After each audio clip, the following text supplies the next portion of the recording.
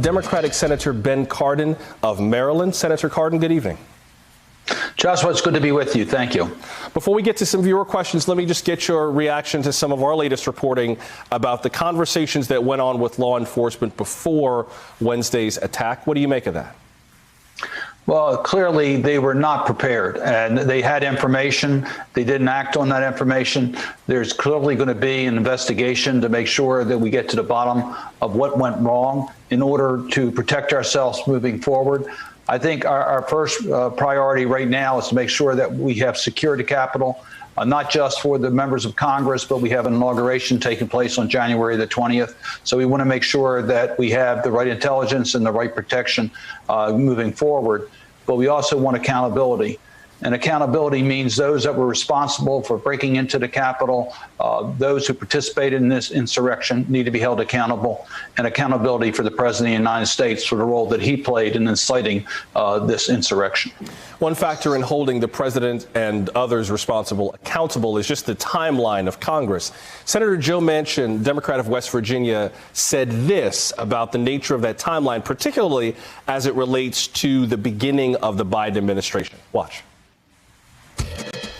Well, first of all, we're a country. The rule of law is who we are. That's our bedrock. And that means no person's above the law.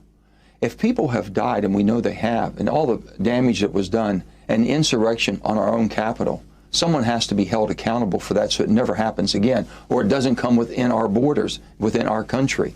That has to stop and never can be allowed. So I would think that that would be a better position to take, and that'd be a better route to go, versus that taking a political route. And everyone believes that in impeachment, it's a political route, even though we know there's a purpose and a reason for us to do it, because there has been a violation. But that basically stops us from putting a government together. And Joe Biden, first thing he needs to do, put his people in, get them confirmed. That should be the first thing we're doing the first week. Senator Cardin, what do you make of that? Well, I know what Senator Manchin is saying. We need to do both. We clearly need to make sure that President Biden on January 20th, that we are in process of giving him the cabinet confirmed positions as quickly as possible, and that we are ready to respond to the challenges of COVID-19 and the other challenges of our country. But the president needs to be held accountable. The best thing that could happen would be for Vice President Pence, along with the Republican leadership in Congress, meet with the president and really impress upon him the need for him to resign, and at least try to do it that way, because that's the fastest way and we could get it done this week. The second best way would be to use the 25th Amendment, and there's going to be a lot of interest in that this week. To move through impeachment, Senator Manchin is correct. There's no way we could complete the impeachment process before January the 20th. So this will be after Donald Trump is no longer president of the United States. Let's go through some of our viewers' questions, particularly with the talk of the 25th Amendment.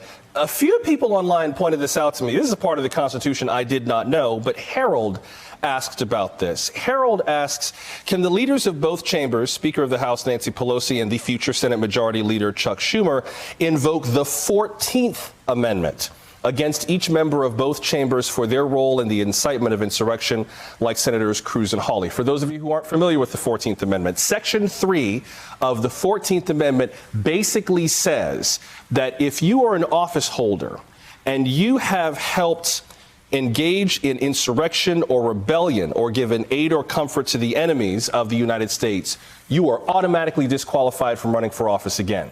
There's no process. It ain't got to go up for a vote. There doesn't have to be a hearing. You have disqualified yourself from ever running for office again. Senator, what do you make of that? Well, that's what the 14th Amendment says. So it is a disqualifying aspect. If you've taken the oath of office and you have subverted the Constitution, you lose your right to hold that office. The challenge, of course, is how do you implement that? And will it apply to members of the Congress? Clearly, we have an issue with the President of the United States. That issue will be resolved by the 20th. He'll no longer hold office. But there are other consequences that need to be dealt with, and I've already covered that. As far as the sitting members of Congress, each are going to have to be able to justify their actions as to whether they complied with the Constitution of the United States. Last quick question, Senator. Very briefly, Diana asks, what are the penalties going to be for the Republicans in the House and Senate for inciting with their lies? It is a time for healing, but what you don't acknowledge, you cannot change. Senator, that goes to some of the calls from some members of Congress that we just need to move on and maybe deal with this a little bit later. Well, there's no question that needs to be accountability. I've said frequently we're all beholden to our voters, and I would hope that the constituents would hold their members fully accountable for their actions during this past week. But there should be other consequences, and that's being looked at.